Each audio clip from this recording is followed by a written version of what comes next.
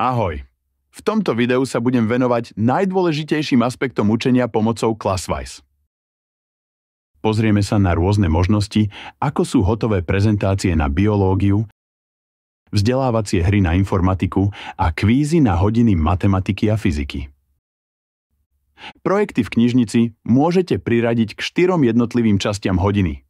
Úvod, osvojenie, opakovanie a zhrnutie. Takto sa dá materiál vyhodnotiť jednoduchšie. Prejdime do knižnice. Pomocou interného vyhľadávača hľadám zdroj, napríklad o plazoch.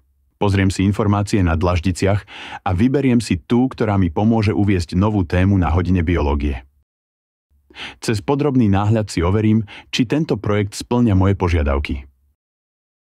Tlačidlom Spustiť prezentáciu prehráte. Materiály obsahujú jasné a zreteľné obrázky, ktoré vám pomôžu odovzdať dôležité informácie. Navyše obsahujú veľa užitočných zaujímavostí a interaktívnych prvkov. Vďaka rôznorodosti obsahu si žiaci môžu zapamätať dôležité informácie a zlepšiť schopnosť koncentrácie. Prezentáciu môžete kedykoľvek prerušiť stlačením tlačidla X na spodnej lište alebo tlačidla Escape na klávesnici. Prejdime na ďalší projekt. Ako učiteľa informatiky ma zaujímajú projekty z tejto kategórie. Chcem so žiakmi preberať bezpečnosť informácií zaujímavým spôsobom formou hry. Pred spustením hry uvidíte úvodnú obrazovku. Zobrazia sa tieto informácie. Počet otázok k danej téme. Ich počet stanovuje maximálny počet kôl hry. Potom si môžete vybrať z rôznych hier. Dolu si vyberte želané nastavenia. Môžu sa líšiť v závislosti od vybranej hry. Pre hru Súboj mozgov sa odporúča 8 kôl na triedu s 20 žiakmi. Na hru potrebujete klasspady. Pripravíte ich kliknutím na modré tlačidlo. Klasspady môžu byť v režime spánku, aby šetrili batériu. Krátkym stlačením tlačidla dolu prebudíte všetky klasspady zapojené do dokovacej stanice. Ak chcete prebudiť len jeden klasspad, stlačte ľubovoľné tlačidlo na danom klasspade. Aplikácia vás upozorní, že najprv musíte rozdať zariadenia žiakom a skontrolovať, či každý žiak dostal jemu priradené zariadenie.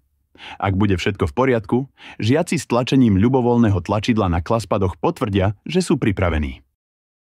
O chvíľu vám ukážem, ako to funguje. Keď budete rozdávať zariadenia, na zozname žiakov bude vidieť, ako sa ich statusy postupne menia na aktívne. Keď rozdáte všetky zariadenia, požiadajte žiakov, aby skontrolovali, či sa na ich zariadeniach zobrazujú rovnaké svetelné vzory, aké sú pri ich menách na obrazovke. Ak áno, môžu potvrdiť, že sú pripravení. Keď budú všetci žiaci pripravení, môžete spustiť hru.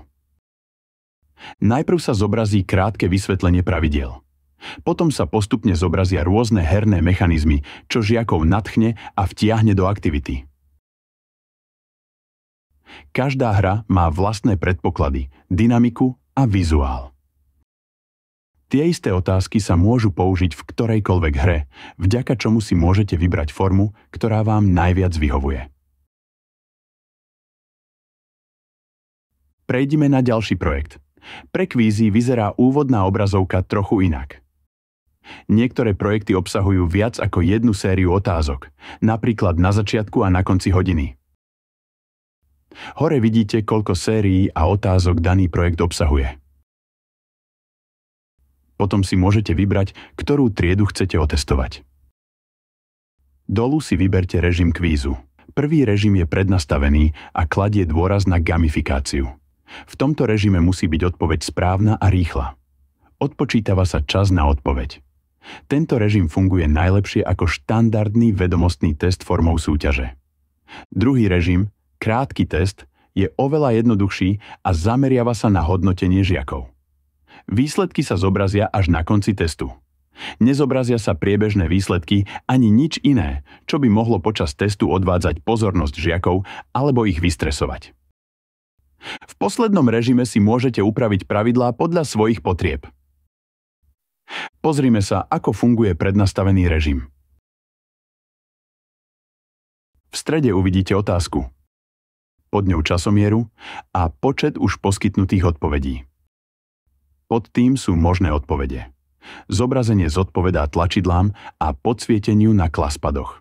Po vypršaní časového limitu, alebo keď všetci žiaci vyberú odpoveď, na obrazovke sa zobrazí štatistika a správna odpoveď.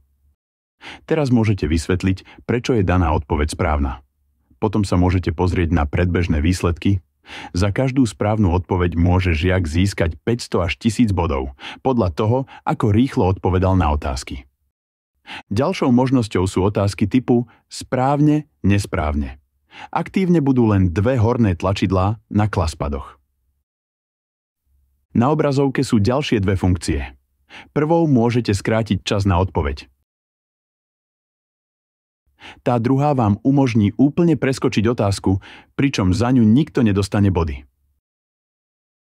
Na konci kvízu sa zobrazí pódium a konečné hodnotenie.